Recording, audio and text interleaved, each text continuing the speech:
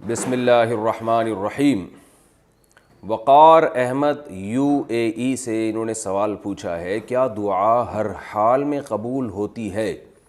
جب ہماری دعائیں اللہ تعالیٰ 3 صورتوں میں ضرور قبول فرماتے ہیں تو ان 3 صورتوں سے کیا مراد ہے؟ 3 صورتیں یاد رہ گئیں وقار بھائی کو، کہ 3 عدد یاد رہ گیا، صورتیں یاد نہیں رہیں۔ دیکھیں جو دعا 3 صورتوں میں قبول ہوتی ہے، ایک تو یہ ہوتی ہے کہ اللہ تعالیٰ جو چیز آپ مانگ رہے ہیں اللہ تعالیٰ وہی چیز آپ کو دے دیتے ہیں۔ دوسری صورت یہ بنتی ہے کہ جو چیز آپ مانگ رہے ہیں وہ تو نہیں ملتی، اس کا آلٹرنیٹ مل جاتا ہے۔ تیسری صورت یہ ہوتی ہے کہ آخرت میں اللہ تعالیٰ اس دعا کو آپ کے لیے ذخیرہ کر دیتے ہیں اور قیامت کے دن اس کا اجر آپ کو اللہ تعالیٰ عطا فرمائیں گے۔ لیکن یہ 3 صورتیں ہی نہیں ہیں، اس کے علاوہ بھی کچھ صورتیں ہیں جس طرح سے دعا قبول ہوتی ہے۔ ایک صورت یہ بھی ہوتی ہے کہ آپ جو دعا مانگ رہے ہیں وہ نہیں ملتی، لیکن ہوتا یہ ہے کہ کوئی مصیبت جو آپ کی طرف آنے والی ہوتی ہے، جو آپ کو نہیں پتہ ہوتا کہ ایک مصیبت آنے والی ہے، اللہ اس مصیبت کو ٹال دیتے ہیں۔ تو آپ تو یہ سمجھ رہے ہوتے ہو کہ میری دعا قبول نہیں ہوئی، حالانکہ وہ آپ کی سے مصیبت ٹل رہی ہوتی ہے۔ بعض دفعہ یہ بھی ہوتا ہے کہ آپ کا کوئی گناہ معاف کر دیا جاتا ہے اس سے۔ تو ہر حال میں دعا قبول ہوتی ہے۔ اس کی وجہ یہ ہے کہ رسول اللہ صلی اللہ علیہ وسلم نے ارشاد فرمایا کہ اللہ تعالیٰ اس بات سے حیا کرتے ہیں کہ کوئی بندہ جب اس کی طرف اپنے ہاتھ اٹھائے ان یردہما خائبین، کہ اللہ ان ہاتھوں کو خالی ہاتھ لوٹا دے۔ ویسے بھی اصول ہے نا، کسی بھی بڑے سیٹھ سے جب بھیک مانگی جائے تو کوئی بڑا سخی ہو، سیٹھ ہو، تو وہ خالی ہاتھ لوٹاتے ہوئے شرم محسوس کرتا ہے اگر اس میں غیرت و حیا ہو۔ تو اللہ سے زیادہ تو غیرت والا کوئی بھی نہیں ہے، اللہ سے زیادہ تو جواد اور کریم کوئی بھی نہیں ہے۔ بل یداہ مبسوطتان، قرآن میں آتا ہے اللہ نے تو اپنے دونوں ہاتھ پھیلا دیے ہیں۔ تو یہ ممکن نہیں ہے کہ اللہ کی طرف ہاتھ اٹھائے جائیں اور وہ ان کو خالی ہاتھ لوٹا دے۔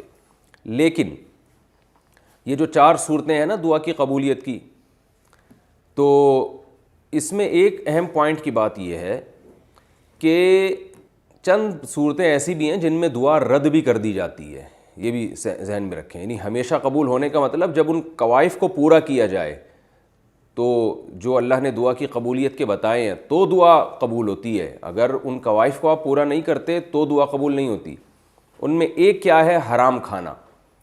نبی صلی اللہ علیہ وسلم نے فرمایا کہ انسان پراگندہ بال ہوتا ہے، سفر میں ہوتا ہے، اور کپڑوں پہ گرد و غبار، یعنی سفر میں جو انسان کی ایک حالت ہوتی ہے جو قابل ترس ہوتا ہے وہ، تو ایسی کنڈیشن میں تو دعائیں قبول ہوتی ہیں، لیکن فرمایا اس کے باوجود اس کی دعا کو رد کیا جاتا ہے۔ وجہ کیا ہے؟ کہ اس کا کھانا بھی حرام اور اس کا پہننا بھی حرام، حرام کھا رہا ہے اور حرام پہن رہا ہے۔ تو حرام کی وجہ سے دعائیں قبولیت کا امکان ختم ہو جاتا ہے یا کم ہو جاتا ہے۔ اور ایک وجہ دعا کی قبول نہ ہونے کی یہ بھی ہوتی ہے کہ آپ ظاہر قلب سے دعا مانگتے ہو، یہ بھی حدیث میں تذکرہ ہے اس کا۔ ظاہر قلب کا مطلب یہ ہے کہ دعا مانگتے ہوئے آپ کا اپنا ہی دل ہی نہیں ہے، بس اوپر اوپر سے دعائیں مانگ رہے ہو۔ جیسے آج کل دعا بطور وظیفوں کے پڑھی جاتی ہے بس، یعنی وہ دعا مانگی نہیں جا رہی ہوتی بلکہ پڑھی جا رہی ہوتی ہے۔ بس آپ نے ہاتھ اٹھائے ہوئے ہیں اور توجہ آپ کی کہیں اور ہے، اور میں نے تو لوگوں کو دیکھا ہے کہ وہ دعا کے دوران ناک میں انگلیاں بھی گھما رہے ہوتے ہیں، پھر ادھر کھجا بھی رہے ہوتے ہیں، پھر ادھر بھی دیکھ رہے ہوتے ہیں، پھر یوں کر رہے ہوتے ہیں، پھر ایسے یوں بس ہاتھ فارمیلٹی پوری ہو رہی ہوتی ہے۔ تو اللہ کو اس سے بھی جو ہے ایسے بندوں کی دعائیں اللہ رد کر دیتا ہے کہ اس کو مانگنے میں تکلیف ہو رہی ہے مجھ سے، مانگتے ہوئے یہ میری طرف توجہ نہیں کر رہا، اتنا تکبر۔ یہ ایسا ہی ہے جیسے کسی سیٹھ صاحب کے پاس آپ جائیں بھیک مانگنے کے لیے، تو دیکھیں بھیکاری کیسے اپنے آپ کو جھکاتا ہے اور کیسے کہتا ہے، پوری توجہ اس کی اس طرف ہوتی ہے کہ اس کی جیب سے چندہ نکل جائے، یہ چندہ نکل جائے، یا اگر کوئی چندہ مانگنے والا گیا ہے، یا اس کی جیب سے میرے لیے کچھ پیسے نکل جائیں۔ ایسا نہیں ہوتا کہ ادھر توجہ اور یوں کر کے سیٹھ صاحب سے کہہ رہا ہو کہ یار کچھ 50 روپے مل جائیں گے تو اچھا ہے، نہیں ملے تو بھی ٹھیک ہے، اس طرح کی بات نہیں ہوتی۔ تو اس لیے دنیا میں جیسے جب کسی سے مانگا جاتا ہے تو اس وقت پورا فوکس کیا جاتا ہے اور پوری توجہ کے ساتھ مانگا جاتا ہے، تو اللہ سے جب مانگا جائے تو اس سے بھی زیادہ توجہ کے ساتھ مانگا جائے، عاجزی اور انکساری کے ساتھ مانگا جائے۔ تو ایک تو یہ ہے کہ اگر ظاہر قلب سے یعنی اوپر اوپر سے دعا مانگی جائے تو اللہ نہیں اس پکار پہ اللہ جواب نہیں دیتے، اس کو رد کر دیتے ہیں کہ تجھے مانگتے ہوئے تکلیف ہو رہی ہے تو ہم تیری دعا کو ہم کیوں دعا سمجھیں۔ اور دوسری بات ایک تو یہ ہو گیا حرام سے بچنا ہے، دوسرا یہ کہ ظاہر قلب سے دعا مانگنی ہے، دعا نہیں مانگنی بلکہ توجہ لگانی ہے۔ یہ تو ہے کہ یہ دو چیزیں تو وہ ہیں جن کی وجہ سے دعا رد کر دی جاتی ہے۔ کچھ چیزیں ایسی ہیں جن کی وجہ سے دعا کی قبولیت کا امکان اور زیادہ بڑھ جاتا ہے، یعنی دعا قبول تو ہوتی ہے لیکن اس میں اور زیادہ جان پیدا ہو جاتی ہے اور قبولیت کا امکان بہت زیادہ بڑھ جاتا ہے۔ بہت زیادہ بڑھنے کا مطلب یہ کہ جو مانگ رہے ہیں ایز اٹ از وہی ملتا ہے پھر آپ کو۔ تو اس میں کیا ہے کہ اگر دعا میں اللہ کی حمد و ثنا کی جائے اور نبی صلی اللہ علیہ وسلم پہ درود پڑھا جائے تو دعا کی قبولیت کا امکان بڑھ جاتا ہے۔ نمبر 2، کسی نیکی کے بعد کوئی دعا کی جائے، جیسے آپ نے صدقات و خیرات کیے یا نماز پڑھی، اس کے بعد دعا مانگیں گے تو قبولیت کا امکان بڑھ جائے گا۔ کچھ اوقات ایسے ہیں جن میں دعا کی قبولیت کا امکان بہت زیادہ بڑھ جاتا ہے، جیسے رات کا آخری حصہ جسے تہجد کہا جاتا ہے۔ نبی صلی اللہ علیہ وسلم نے فرمایا اللہ آسمان دنیا پر آ کر ندائیں لگاتے ہیں، حل من مستغفر اغفر له، کوئی ہے گناہوں کی معافی طلب کرنے والا کہ میں اس کے گناہوں کو معاف کروں، کوئی ہے مجھ سے رزق طلب کرنے والا، مسترزق ارزق له، کوئی رزق طلب کرنے والا ہے تو میں اس کو روزی عطا کروں۔ تو یہ جو رات کا آخری حصہ ہے نا تہجد کا وقت، اس میں اٹھ کے اللہ سے ہاتھ پھیلا کے دعا مانگنی چاہیے، اس میں قبولیت کا امکان بہت زیادہ ہے۔ یعقوب علیہ السلام نے جب ان کے بیٹوں نے توبہ کی اور اپنے والد سے کہا کہ ہم نے جو یوسف علیہ السلام کو کنویں میں ڈالا ہم سے غلطی ہوئی، آپ ہمارے لیے اللہ سے معافی مانگیں، تو یعقوب علیہ السلام نے فرمایا سوف استغفر لکم ربی، عن قریب میں اپنے رب سے تمہارے لیے معافی مانگوں گا۔ تو عن قریب کیوں؟ مفسرین نے لکھا ہے اس لیے کہ ان کا ارادہ تھا میں تہجد میں اٹھ کے توبہ کروں گا تمہارے لیے۔ تو رات کے آخری حصے میں دعا کی قبولیت کا امکان زیادہ ہوتا ہے۔ تیسری بات کہ جو تقوی کی زندگی اختیار کرتا ہے، گناہوں سے بچتا ہے، تو اس کی دعاؤں میں بھی اللہ بہت زیادہ جان اور طاقت ڈال دیتے ہیں۔ عبداللہ ابن عباس رضی اللہ عنہما آپ صلی اللہ علیہ وسلم کے ساتھ سواری میں پیچھے بیٹھے ہوئے تھے، تو آپ صلی اللہ علیہ وسلم نے عبداللہ ابن عباس کو فرمایا کہ یا غلام احفظ اللہ یحفظک احفظ اللہ تجدہ تجاہک، کہ تم اللہ کے دین کی حفاظت کرو تو مصیبت میں اللہ کو اپنے سامنے پاؤ گے۔ تو اس سے پتہ چلتا ہے کہ آپ مشکلات میں اللہ کو یاد کریں، یعنی مشکل وقت میں اللہ کے دین کو یاد رکھیں۔ جب گناہوں کا غلبہ ہو آپ کے اوپر، شہوت کا غلبہ ہو، اس موقع پر آپ اپنے آپ کو گناہ سے بچائیں، یعنی جو قربانی دیں۔ تو قربانی دیں گے، تقوی اختیار کریں گے تو دعا کی قبولیت کا امکان بہت زیادہ بڑھ جاتا ہے۔ اسی وجہ سے افطار میں دعا قبول ہوتی ہے، کیونکہ آپ نے قربانی دی ہے، روزہ رکھا ہے آپ نے۔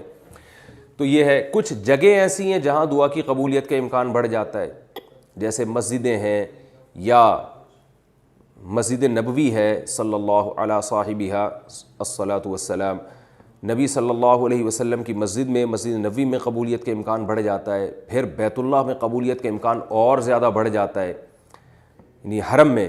اور پھر بیت اللہ کے غلاف کو پکڑ کے جو ملتزم ہے وہاں ملتزم پہ اپنے رخسار کو رکھ کے دعا مانگنے کی قبولیت کا امکان بے پناہ بڑھ جاتا ہے۔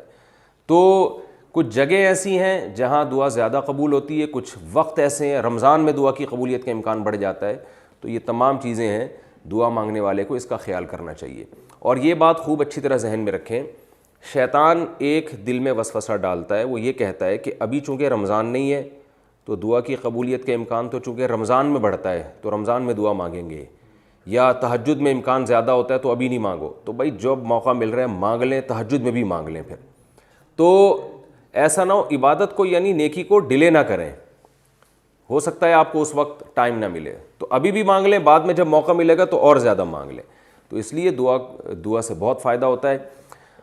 اور ایک بات اور ہے، ایک چیز رہ گئی تھی کہ ایک اور عمل ایسا ہے جس سے دعا رد کر دی جاتی ہے۔ وہ عمل کیا ہے؟ صحیح حدیث ہے، رسول اللہ صلی اللہ علیہ وسلم نے ارشاد فرمایا کہ اللہ تعالیٰ اپنے بندے کی دعا اس وقت تک قبول کرتے رہتے ہیں جب تک کہ وہ یہ نہیں کہہ دیتا کہ میں مانگ رہا ہوں مسلسل مگر اللہ قبول ہی نہیں کر رہا۔ تو جب یہ لفظ کہتا ہے تو اللہ قبول کرنا چھوڑ دیتے ہیں، یعنی اس کو ایسا لگ رہا ہوتا ہے کہ قبول نہیں ہو رہی، حالانکہ قبول ہو رہی ہوتی ہے، لیکن چونکہ دنیا جو ہے نا اللہ نے معاملہ غیب پر رکھا ہے نا، تو وہ یہ سمجھ رہا ہوتا ہے کہ پتہ نہیں قبول ہی نہیں ہو رہی، میں تو کب سے دعائیں مانگ رہا ہوں۔ تو جس دن وہ یہ کہتا ہے نا کہ قبول نہیں ہو رہی تو اللہ اس وقت سے قبول کرنا ختم کر دیتے ہیں کہ بھئی تیرا جب میرے بارے میں یہ خیال ہے کہ میں قبول نہیں کرتا تو پھر میں نہیں کروں گا۔ تو اس سے پتہ چلتا ہے کہ جس کا اللہ کے بارے میں یہ خیال ہوتا ہے نا کہ وہ دعائیں قبول کرتا ہے تو اسی کی دعائیں قبول ہوتی ہیں. جس کا اللہ کے بارے میں خیال ہوتا ہے کہ قبول نہیں کرتا اس کی دعائیں قبول نہیں ہوتی ہیں. اور اس لیے علماء کہتے ہیں کہ اس بحث میں نہیں پڑھنا چاہیے کہ دعا قبول ہو رہی ہے کہ نہیں ہو رہی, اس کی کوشش میں لگے رہنے چاہیے کہ دعا کی توفیق مل رہی ہے کہ نہیں مل رہی. حضرت عمر رضی اللہ تعالیٰ عنہ کا قول ہے کہ مجھے اس کی فکر نہیں ہوتی کہ میری دعائیں قبول ہو رہی ہیں کہ نہیں ہو رہی, مجھے اس کی فکر ہوتی ہے کہ مجھے دعاؤں کی توفیق مل رہی ہے کہ نہیں مل رہی. اللہ تعالیٰ ہمیں دعائیں مانگنے والوں میں شامل فرمائے. اچھا بھائی, یہ جاوید صاحب نے سوال پوچھا, انہوں نے ملک کا نام نہیں بتایا یا شہر کا نام نہیں بتایا. کہتے ہیں کہ بچے کو حفظ کروائیں یا اسکول پڑھائیں, بچے کو پہلے حافظ بنائیں یا پہلے اسکول میں پڑھائیں. دیکھیے بچے کو پہلے اگر آپ نے حافظ بنانا ہے, حافظ بنانا کوئی فرض نہیں ہے لیکن بڑی سعادت کی بات ہے, تو بچے کا حافظہ اگر بہت زیادہ کمزور نہ ہو تو پھر بچے کو پہلے حفظ کروا دیں. اس کا فائدہ یہ ہوگا کہ پھر اسکول میں بھی وہ اسپیڈ کے ساتھ آگے بڑھے گا.